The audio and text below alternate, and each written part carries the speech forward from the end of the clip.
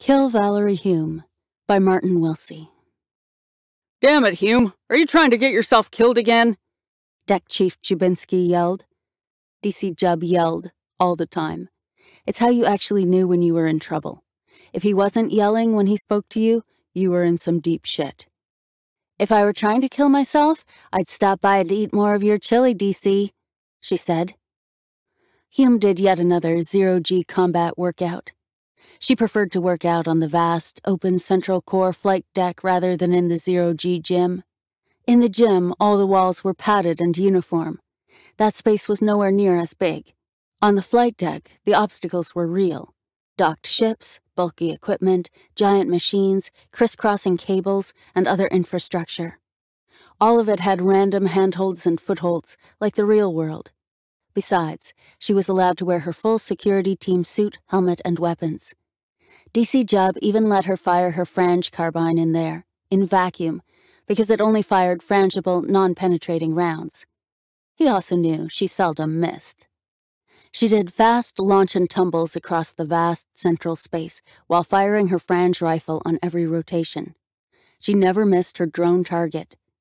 It was dangerous because the hub was zero-G and already in vacuum. The security suit she wore allowed maximum freedom of movement, but it barely protected her from the vacuum. It could rip easily. And while a frange would not penetrate any metal, it would go through her suit. DC Jub always thought she'd break her neck when she got to the other side, but she always stuck her landings. It was a quiet morning on the main flight deck on the Ventura. The only ships on the MFD today were the ones getting prepped for tomorrow's planet survey, including the Memphis. Hume was assigned to the Memphis, her first post as part of a command crew. It was the captain's pinnacle, the largest ship in the MFD. It had 5 decks and a regular crew complement of 36. She noticed movement near the aft skid. She stuck the landing, and her practice allowed her to focus instantly, with no dizziness. There were 5 men in combat fatigue suits and helmets, performing an inspection of the Memphis. She knew who they were. They were the tactical team that would stand ready on the Memphis. She quickly launched, hooked a cable, changed direction, and ran a few steps along a girder.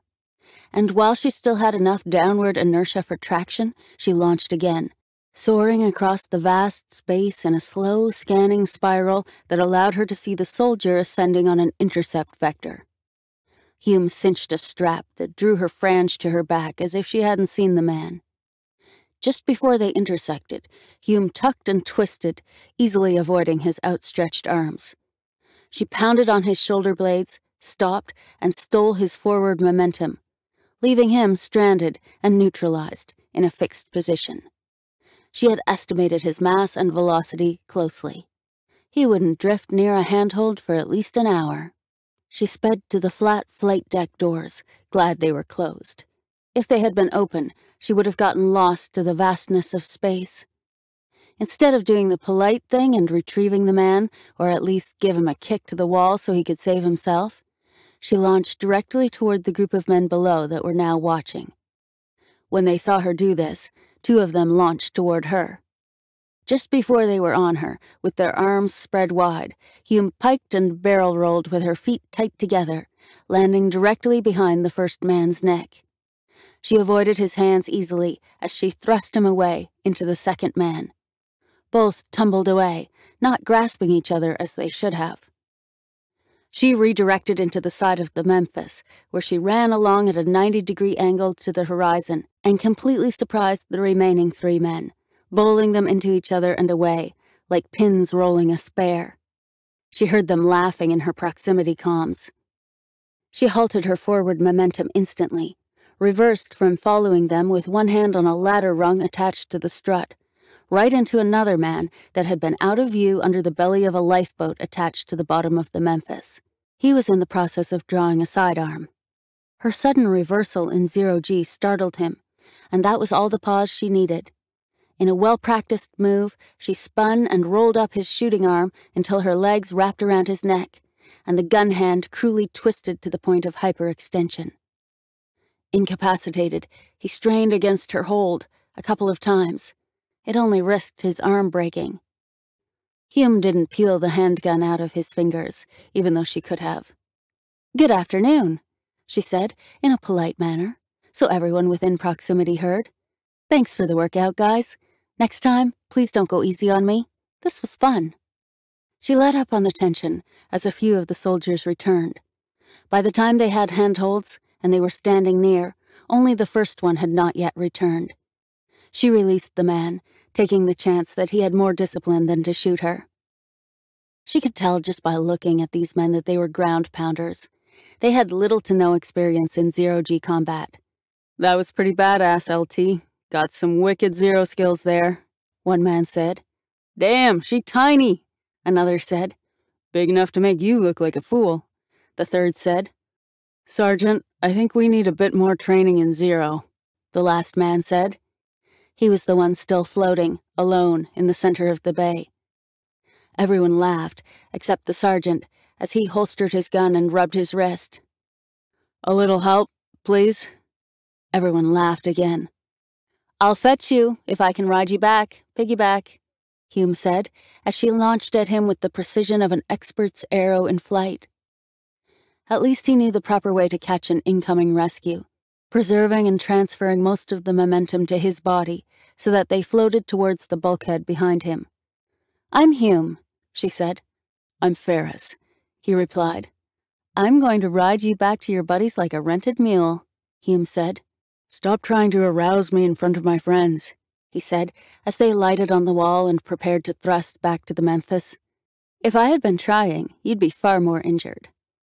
They launched together, and she sat up on the base of his spine, looking like a child getting a horsey ride from her father. Hume even stood and pretended he was a surfboard for a few moments. She launched for an exit airlock and said, "Back to work, slackers." She'd never see any of them alive again. "Yo, Hume," she heard from across the cafeteria. Her HUD identified the voice and location of the owner before she could look up. Heidi DeGroat, from Human Resources. While she was on duty, she always kept the setting on full data augment. The names of everyone in the room seemed to hang above their heads. Additional data was also there. Icons indicated if they had any past infractions or convictions. The security system's AI also conveyed what it thought was important. Heidi's augment revealed just her name and her work area. Hume's favorite. No commentary on her new hair color, though. Today it was mostly blonde, with a deep streak of dark purple. Hume sat her tray at the end of the mostly full table, already buzzing with morning conversation despite the early hour. A flurry of good mornings acknowledged with a raised coffee mug salute. "Yeah, how can you eat those eggs every morning?" Heidi asked, as always. "I need the protein. Plus, if you add enough onions, cheese, and hot sauce, they're not so bad." Hume didn't mention how awesome the thick-cut bacon was. Heidi was a fruit and cereal breakfast eater. "Did you get to Peck's halfway last night?" Peck broke out an excellent case of bourbon. The comment shifted the conversation at the table, like gravity. It was so good the case was gone fast, but so expensive the only one to get drunk on it was Peck.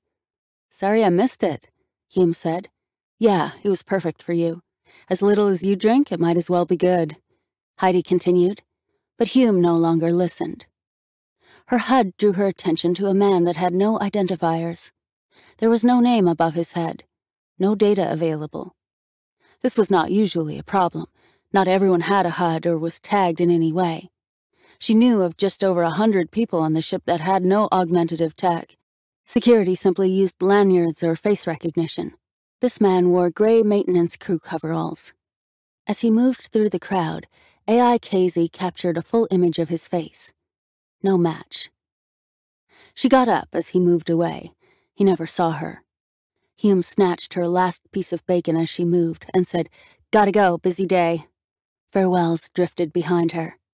"Casey, track subject using visuals," Hume said in a businesslike command voice. A tactical map of the near spaces of the level came up in her HUD on one side, indicating the subject's position. He was paused, just around the corner to another busy hall. People streamed back and forth. Hume didn't rush. She moved with the crowd as they exited the cafeteria, starting the busy landfall day. As long as he stayed there, she would just introduce herself and chat. Why was her adrenaline up so high? She felt it. Everything seemed so slow. That's when he looked around the corner and locked eyes with her, in a moment of recognition. He ran. Hume activated her security uniform's pursuit mode. Braiding detail cords glowed and flashed bright yellow. A high-pitched whine emitted from the suit as she ran. The well-trained crew cleared a path in the center of the corridor.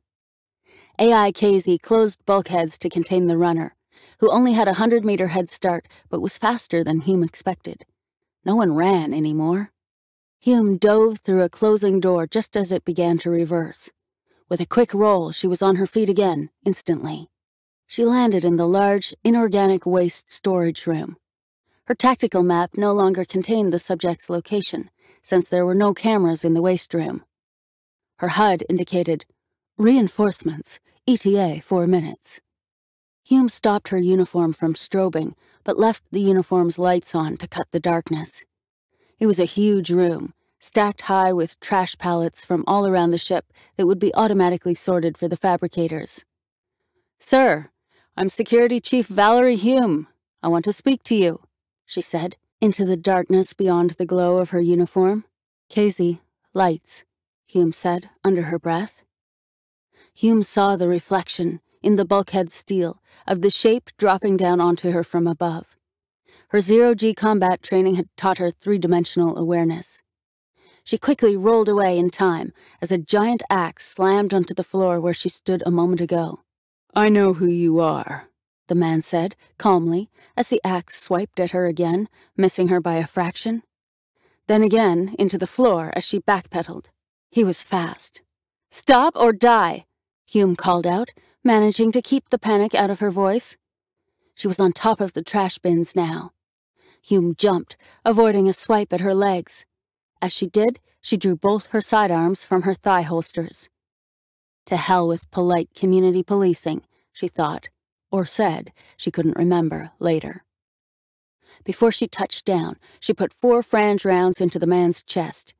He went down, and the axe clattered away. After touching down, lightly, on the trash container, she descended to the floor, with a foot on either side of the man. Both guns pointed at his dead face for a full 10 seconds before she spoke. "Emergency medical team to Reclamation Bay 12, stat." She calmly holstered her guns and knelt to feel for a pulse at his neck. She knew there shouldn't be one. She never expected his eyes to fly open and his hands to grasp her neck in an iron grip. "Kill Valerie Hume," he growled, through gritted, bloody teeth. She broke both his wrists and pinned down his arms as she watched the light go out in his eyes. She wasn't sure he was dead when the warning lights began to flash. "Warning, prepare for emergency dump protocol," the PA system warned. "Casey, cancel dump protocol," Hume said. There was no reply. "Casey, I'm still in Bay 12. She ran for the door. "Open the door!" "Casey, we are still moving faster than light!" Hume screamed. "Everything in here will be evacuated and turned into its base molecules." Her HUD indicated there was no active RF in the bay at all. "Activate emergency HUD-to-HUD broadcast." She choked down panic. She heard the machines of the bay doors begin to cycle. "Emergency! Bay 12 is about to vent, and I am in here." "Bay 12 is closed and nominal. Who is this? Get off this frequency," a bored-sounding voice said. "Hume, Jack Miller here. There's a heavy maintenance suit docked in Bay 12, alcove number 7. She ran. "Hume, Bay 12 is closed and quiet. I'm looking at it on my monitors. You got this all wrong," the same bored voice said. She saw the suit. It was open in the dock, waiting for the next user. She climbed up and lowered herself into it. Her thigh holsters caught on the sides, stopping her. With practiced speed, she released the 5 buckles. The lights in the bay turned red as she threw the webbing and the holsters to the deck and slid into the suit. It closed, and it sealed. Hume was in utter darkness inside the suit. It took her a moment to find the display controls. When she activated it, she gasped. Bay 12 was now completely empty. Thousands of pallets were gone, vaporized. Hume watched as the door shut, rapidly, finishing its cycle. Valerie Hume, report to Captain Everett on the bridge, immediately. She found that she had a difficult time talking. Acknowledged, was all she managed. This was just the beginning of the worst day of her life. This has been Kill Valerie Hume by Martin Wilsey, a Solstice 31 Sage short story, narrated by Avon Shore.